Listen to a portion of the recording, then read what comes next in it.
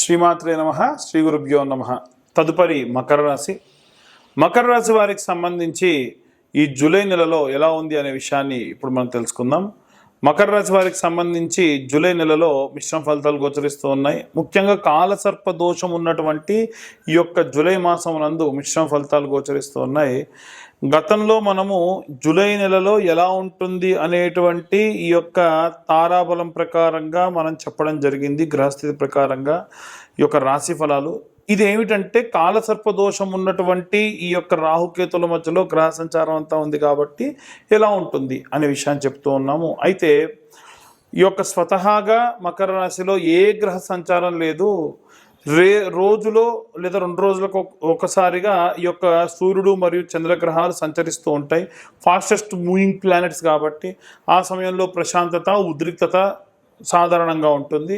అది వినా 2వ స్థానంలో రాహుగ్రహ సంచారం ఉండడం వలన మీ యొక్క ఆస్తి ఎసెట్స్కి సంబంధించి రాహు ఉచ్చస్థితిలో ఉండడం వలన ఏదో రూపకంగా అంటే ఎవరినైనా సరే ఏదైనా సరే కాస్త చల్లబరిచైనా మీ ఆస్తిని మీ దాకా తెప్పించుకునేటువంటి క్రమంలో జరుగుతుంది.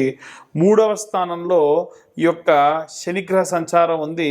కమ్యూనికేషన్కి సంబంధించే విషయాలు మీ అన్నదమ్ములతో ఏదైనా సరే కమ్యూనికేట్ చేసేటువంటి క్రమంలో ప్రాపర్గా కమ్యూనికేట్ చేస్తారు. మీకేం కావాలి, మీకేం రావాలి అనేటువంటివన్నీ కూడా. అలాగే 5వ స్థానంలో శుక్రగ్రహ సంచారం ఉంది. మీ యొక్క ప్రేమ, ఎమోషనల్కి సంబంధించినటువంటి విషయము.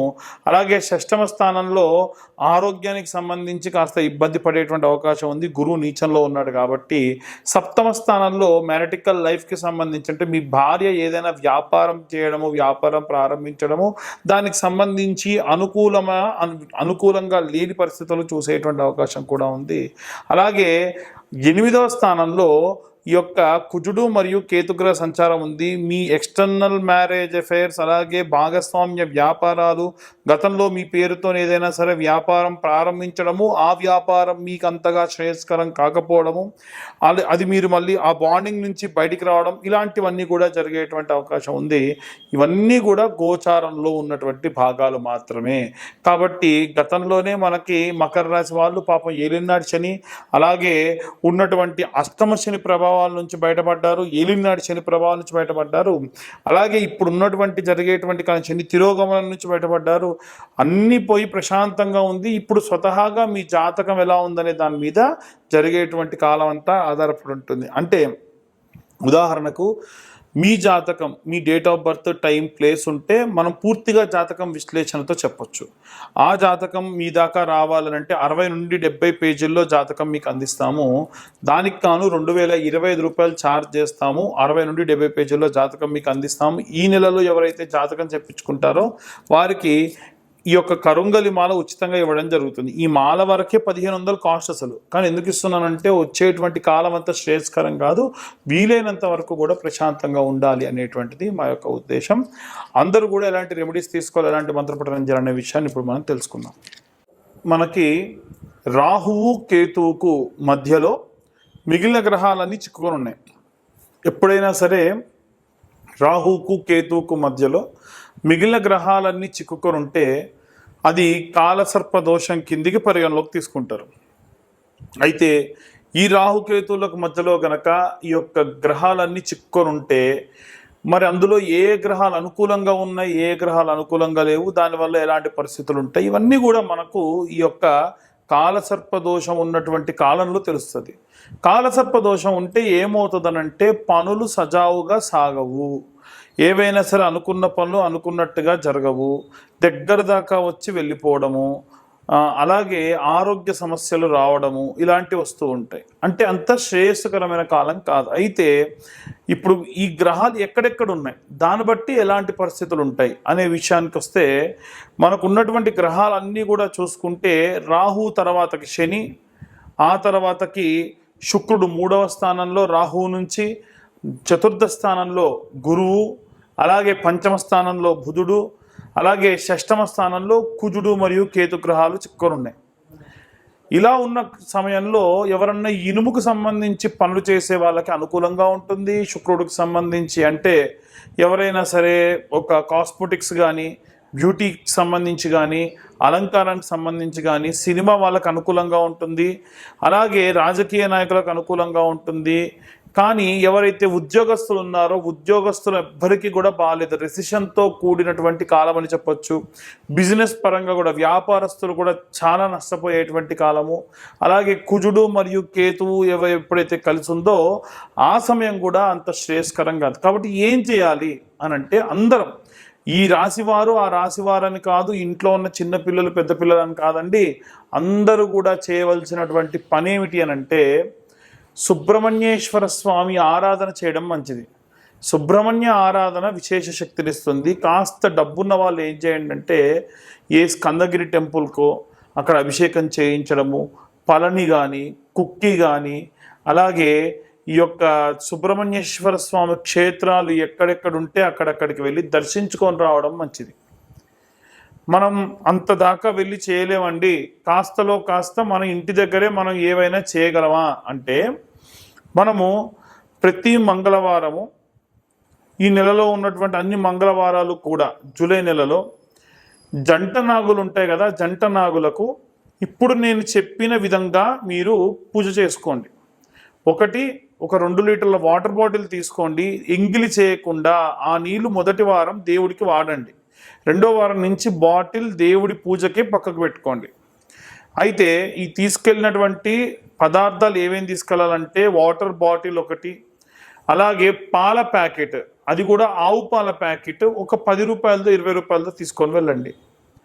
అలాగే ఒక 5 నుంచి 10 రూపాయల క్వాంటిటీ కల పసుపు కుంకుమ, 5 రూపాయల పసుపు 5 రూపాయల కుంకుమ, అలాగే కొంత గంధం, అలాగే ఒక్క 10 రూపాయల పూలు, అంతే, ఎక్కువద్దు.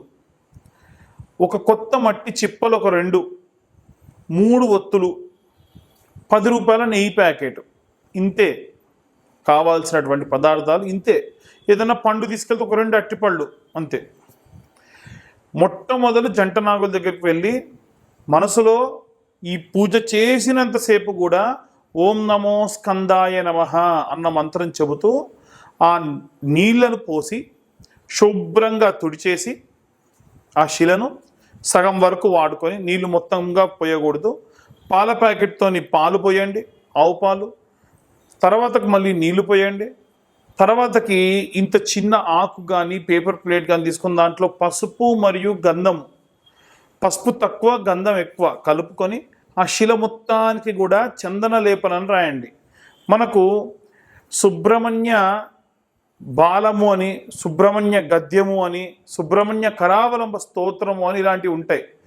ఎవరన్నా చదవలేని వాళ్ళు ఈ కరావలంబ స్తోత్రం ఫోన్లో పెట్టేసుకొని మీ పక్కన పెట్టేసుకొని కేవలం ప్రతి పద్యానికి ఆఖరిలో శ్రీ సుబ్రహ్మణ్య కరావలంబం వల్లీసనాథ మమదేహి కరావలంబం అన్న మంత్రం వస్తూ ఉంటుంది. ఆ ఆఖరి మంత్రాన్ని చెప్పినా చాలు, ఆ పద్యం అంతా వస్తుంది. కాన్సన్ట్రేషన్ అంతా పద్యం మీద పెడుతూ మనం ఆ శిలను రాస్తూ వల్లీసనాథ మమదేహి కరావలంబం అని వస్తుంది. అలా వచ్చినప్పుడు ఓం నమో స్కందాయ నమః మనసులో అనుకుంటూ శిలకు రాయండి. ఆ గంధం పసుపు కొద్దిగా, గంధం ఎక్కువగా రాయండి. ఆ తర్వాతకి జంట నాగులు ఇలా ఉంటాయి కదా, ఇలా ఉంటాయి. మనకి ఉన్నటువంటి జంట నాగులలో ఒక సర్పానికి కింది నుంచి, పడగ కింది నుంచి ఒక బొట్టు కుంకుమ తీసుకోవాలి, బొట్టు పెట్టాలి, మళ్ళీ కుంకుమ తీసుకోవాలి, బొట్టు పెట్టాలి, మళ్ళీ కుంకుమ తీసుకోవాలి, బొట్టు పెట్టాలి. అలా 11 బొట్లు ఒక సర్పానికి పెట్టండి. ఇంకొక సర్పానికి కింది నుంచి పైకి 10 బొట్లు కుంకుమ తీసుకొని బొట్టు పెట్టాలి. అలా స్వామివారి శరీరం పైన లేపనం చేసిన గంధాన్ని తీసుకొని చేతికి పెట్టుకొని, మీ పిల్లలు కూడా వచ్చారు మీతో పాటు, మీ ఆయన వచ్చారు, మీ ఆయనకు పెట్టండి, మీరు పెట్టుకోండి, మీరు ఇక్కడ రాసుకోండి, మీ పుస్తకాల తాడుకు పెట్టుకోండి, ఇంకొంచెం తీసుకెళ్తాను ఇంటికి తీసుకెళ్ళండి, ఇంట్లో ఉన్నటువంటి పసుపులోనో గంధంలోనో కలుపుకోండి, నిత్యం వాడుకోండి, చాలా మంచిది. ఇప్పుడు మీరు రాసిన తర్వాత ప్లేట్లో ఇంకొంచెం మిగిలింది ఇంటికి తీసుకెళ్ళండి, రోజు మీరు వాడుకోండి. అయితే పొడిగా ఉన్నటువంటి పదార్థం ఏది కూడా తిరిగి ఇంటికి తీసుకెళ్ళకూడదు. స్వామివారిపై రాసినటువంటి ఆ గంధ లేపనాన్ని మాత్రమే మీరు ఇంటికి తీసుకెళ్ళాలి. ఇదంతా అయిన తర్వాత చాలామంది మొదలే దీపం వెలిగించమంటారు, అలా చేయకండి. అయిన తర్వాతకి దీపం వెలిగించాలి. 2 మట్టి ప్రమిదలు, ప్రతిసారి కొత్త మట్టి ప్రమిదలు, 2 మట్టి ప్రమిదలు, దాంట్లో ఒక 3 ఒత్తులు, 3 ఒత్తులు కలిపి ఒక ఒత్తి కింద చేంజ్ చేసి ఆవు నెయ్యి వేసి దీపం వెలిగించండి. ఆ తర్వాతకి 21 ప్రదక్షిణాలు చేయండి. ఇప్పుడు మొదటి వారం నుండి ప్రారంభించి 21 ప్రదక్షిణాలు ప్రతి వారం చేశారనుకోండి, 5 వారాలు ఉంటాయి. 5 వారాలు చేయాలి ఖచ్చితంగా. 5వ వారానికి వచ్చేసరికి మీరు ఎన్ని ప్రదక్షిణాలు చేసినట్టు అవుద్ది? 105 × 5 అంటే 21 × 5 అంటే 105 ప్రదక్షిణాలు చేసినట్టు అవుద్ది. ఆఖరి వారం 3 ప్రదక్షిణాలు ఎక్కువ చేయండి, 3 సార్లు బొట్టు ఎక్కువ పెట్టండి. దీనివలన మీరు పూర్తిగా 108 సార్లు ఈ యొక్క సుబ్రహ్మణ్యేశ్వర స్వామికి అంటే జంట నాగులకు ప్రదక్షిణ చేసిన దానితో సమానం. కాబట్టి విశేషంగా ఏదైనా సరే ఈ కాలసర్ప దోషానికి సంబంధించి నెల మొత్తానికి కూడా కాలసర్ప దోషం ఉంది కాబట్టి ఈ రకమైనటువంటి ఇబ్బందులు కలిగే అవకాశం ఉంటుంది. చాలా చాలా జాగ్రత్తగా ఈ యొక్క ప్రదక్షిణాలు చేసుకోండి. ఇలా చేయడం వల్ల విశేషంగా మీరు సత్ఫలితాలు పొందవచ్చు. ఇదంతా కూడా మేము గోచార రీత్యా చెప్పేటువంటి విషయములు మాత్రమే. చాలామందికి చాలా రకాల అనుమానాలు ఉంటాయి.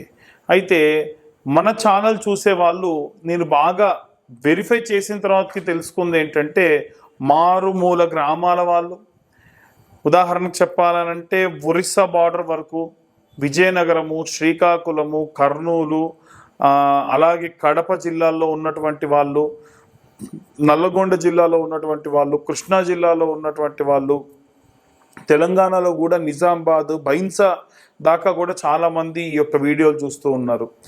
అందరూ ఏంటంటే జాతకం చెప్పించుకోవాలన్నటువంటిది ఇది ఉంటుంది, కానీ డబ్బులు వెచ్చించడానికి ఇబ్బందులు పడుతూ ఉన్నారు.